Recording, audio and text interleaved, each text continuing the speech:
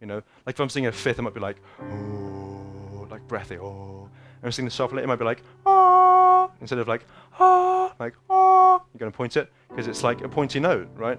And when you realize that each note has its own different kind of function, it's really dope because then you can use that in your timbre, because timbre is expressive as well as harmony, and so is texture and a bunch of other stuff. But it made me think about that if you want, because different notes have different positions. You know, if I'm doing that, then I might want to emphasize this interval. Sorry, I just couldn't resist doing that.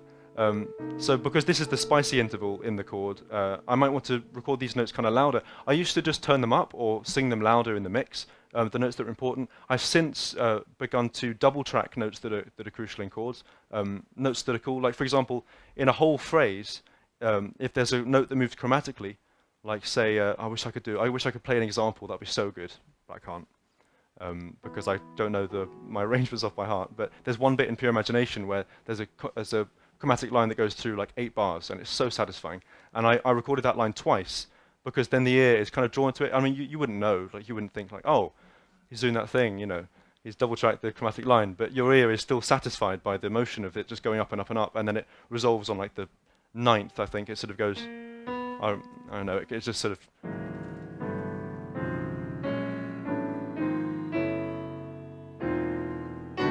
It's like, or something. And this when the melodic kind of goes.